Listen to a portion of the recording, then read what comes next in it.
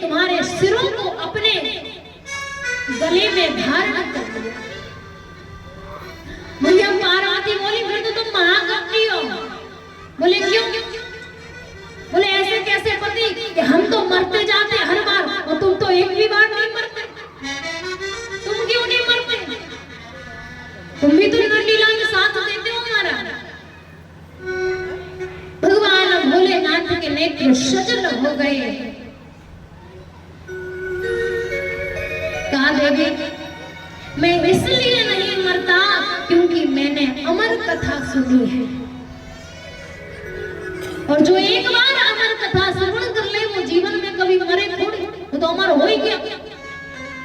मैया पार्वती ने कहा तुम अमर हो तो हम भी अमर होंगे, हमको भी कथा सुननी है।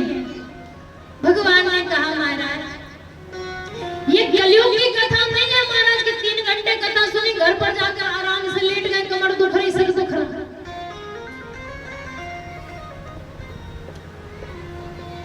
भगवान भोलेनाथ ने मैया पार्वती को 7 दिन 7 रात्रि निरंतर कथा श्रवण कराई थी।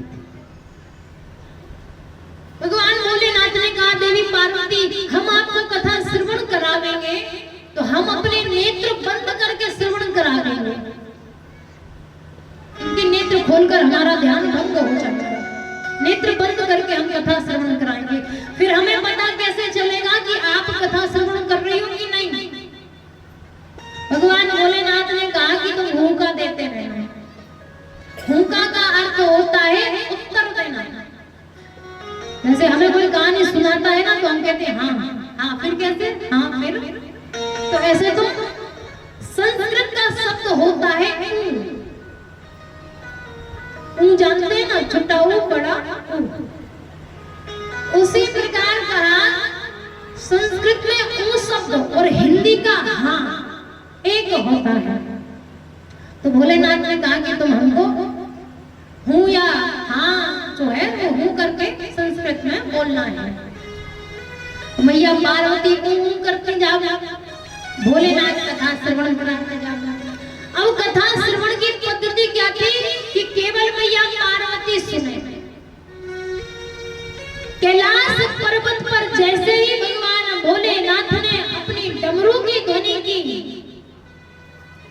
तो जितने भी पशु पक्षी थे महाराज सारे उड़कर भाग गए, लेकिन जो सुख पक्षी और पक्षी थे महाराज उसका एक अंडा जिसमें अभी प्रादुर्भाव नहीं था जीव का वो रह गया, बाकी सारे भाग गए। वो फूटा हुआ अंडा पड़ा है। पहले दिन की कथा श्रवण करी उसमें प्राण आ गए, ये कथा का प्रभाव है।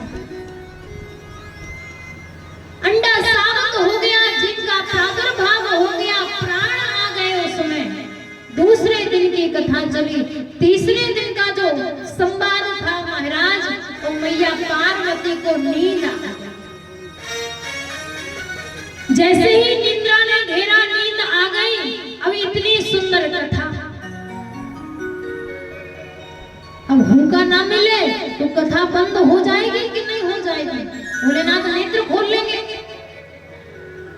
उस सुख पक्षी ने विचार किया कि अगर इन्हें हुंका ना मिला तो कथा बंद कर देंगे। वो कितनी सुंदर कथा।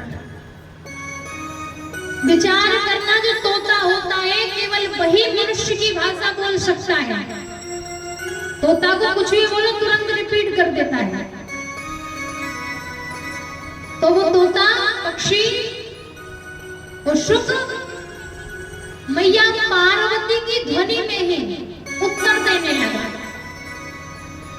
जैसे ही कथा विराम हुई भगवान भोलेनाथ ने कहा श्री कृष्ण कन्हैया लाल की।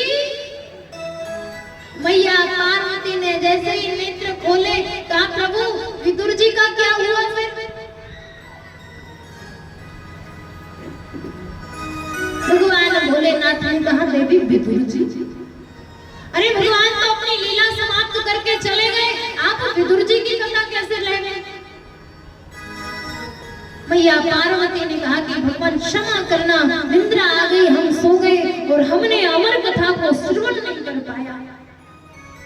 भोलेनाथ ने कहा पर हमें उत्तर कौन दे रहा था? जैसे ही देखा तो पीछे शुक पक्षी पड़ा था महाराज।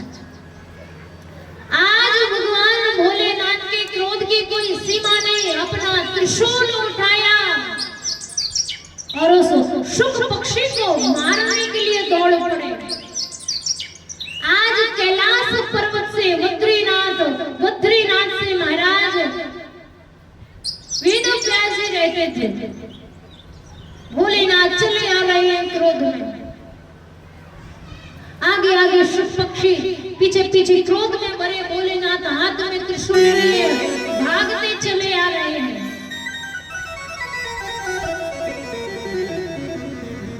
आज बद्रीनाथ में सम्यप्रास स्थान पर माता वेदव्यास की पत्नी बिटका देवी अपने भवन पर अपने केसों को संभाल रही थी। जैसे ही जमाई ने महाराज, जैसे ही जमाई के लिए मुंह खोला, शुक पक्षी भागा भागा आया, बिटका देवी के उदर में प्रवेश कर गया। वो ये सुखदेव जी महाराज की। भगवान भोलेनाथ ढूंढते फिर रहे, किसी ने पूछा क्या हो गया भगवान, इतना क्रोधित क्यों हो?